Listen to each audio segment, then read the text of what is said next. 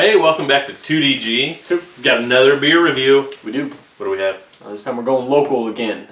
We have from Mad Anthony's out of Fort Wayne, Indiana. Their Party Hard Session Pale Ale, or IPA, using exclusively Citra hops. Which we did a beer from them earlier, Hopsquatch 2. Yeah. I think they used exclusively Mosaic with that one. And I think the first one, they used Citra. But anyway, comes in a can. I think this is their first 12-ounce can beer that I had seen. Since then, I think they had canned Summer Days, which we'll eventually do a review on. But, yeah. So, 4.5%? Yeah, 4.5%. This is part of their out-of-the-box series, which we've done a couple of those. 45 IBUs. Let's crack it open and see if it's any good. Let's do it. All right. Now, we have said we've wanted to do more beers from them. So every time they come out with this out-of-the-box series, I generally try and pick it up. We've done, an IPA, a porter, and I want to say there was one more or something, but I want to say this is the first session beer I've ever had from them as well.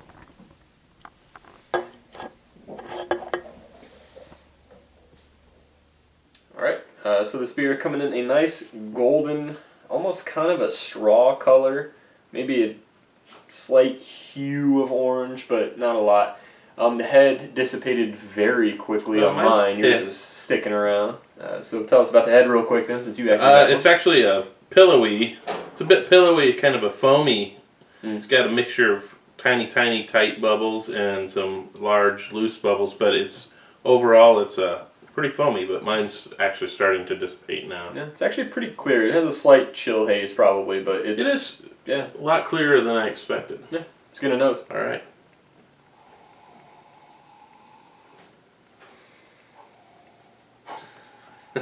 Okay, it's Citra hops.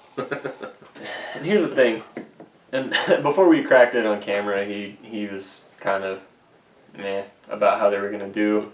They have been maybe just a tad underwhelming as far as their hop, but I'm going to say, and maybe I'm being a little generous, I want to say this is kind of on par, or has resemblance of a Z-Dust nose. Maybe in the nose, but it's missing a little malt undertone, and I'm afraid it may do that in the taste as well. Yeah, the hop profile is what I was talking about. Mm-hmm. No, it smells really good, yeah.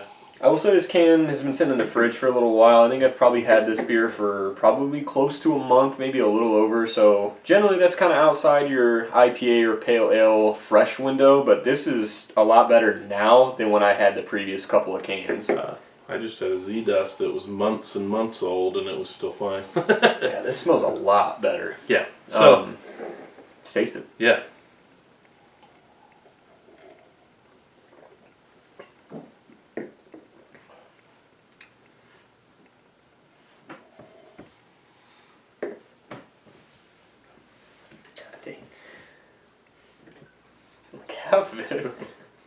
Well, I'm going to say it's about what I expected. Basically, it tastes like hoppy water. Now, is it bad? No. It's enjoyable. It's very refreshing. It's light. It's definitely, as far as sessionable goes, it fits the mold perfectly. And I do believe that at this temperature, which I think is probably a little cooler than it needs to be, would work fantastic on a summer day. Yeah. But there's no malt backbone, really. I'm going to disagree. Slightly, of course. On the back end, I am getting a little bit of biscuity kind of malt in there. It's kind of, I don't know if they use Pilsner in this, but it kind of reminds me of Pilsner malt. There's not a ton of flavor, but I do get, like I said, a little bit of the biscuity, crackery throughout, and more so at the back. Not a ton. Super thin, super light on the body. Highly carbonated, because, like I said, it's a session beer, so you're going to want to pound these all day. Being said, the hop flavor is actually pretty nice. Up at the front, you do get a little bit of the little carbonation / hop bitterness. I think it's more so to do with the carbonation. Hop Hound must like it. He's doing laps right now. Anyway, it's got a nice lemongrass, but with that, it's not overwhelming, which I'm really excited about. That's what I'm going to say. It's a balance. It's a nice For as much nose as there is, the flavor, it's sharp, but it's not overpowering. Yeah, and I get actually a little bit of peach in there, which is kind of surprising because, like we said in the past when we've had Mad Anthony's beers, it's very kind of one-dimensional with the hops, but I am getting peach. Hang on a sec. I'm not getting peach. Yeah, definitely peach. I was going to say maybe pineapple, but no, it's not quite that tropical. And then maybe a little bit of that kind of cat pea type of raw hop flavor that you get. Yeah, no, actually, I'm rather surprised at this. Like I said, I've had a couple when it was severely more fresh, and this is the best one out of the group that I've had. We did try to pull it up on Rate Beer, nothing. I can't even pull Mad Anthony's up, which is very disappointing. We've seen Mad Anthony's on there before. We have, so. but I typed in Mad Anthony's and nothing came up. Anyway, Session Ale. Session Ale is what we're going to go with for style. Yeah.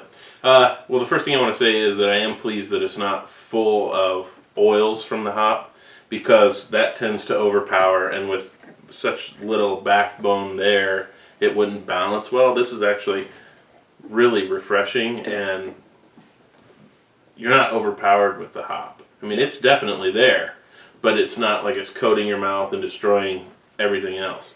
So, for the style, I want to give this an 8. I actually enjoy this quite a bit. I do find I'm actually saying that as a session IPA, this might be something I would want to seek out this summer on those. And I'm talking, if it's a really hot day, this is going to be fantastic. I'm going to go with an 8 as well. And what I want to say is, while this is part of their Out of the Box series, which is kind of basically like a one-off at this point, except for the Hop Squash, which rotates hops every year, I would honestly say to them, if you're watching, push this to a summer seasonable beer, because I would buy probably quite a bit of this during the summer. Like you said, it's a lawnmower beer, it's a lake beer, it's hot as hell beer. You can drink a lot of it, and it actually has good flavor. Your summer days it's good, it's okay, but this to me is way better, and I would say push this into your summer seasonal beer category. Don't replace. Yeah, no, yeah, also. Yeah. But lawnmower is exactly what I was thinking, because when it's 90 degrees out and you're mowing the lawn, you want something, you take a fresh hose out of well water and freeze yourself or something.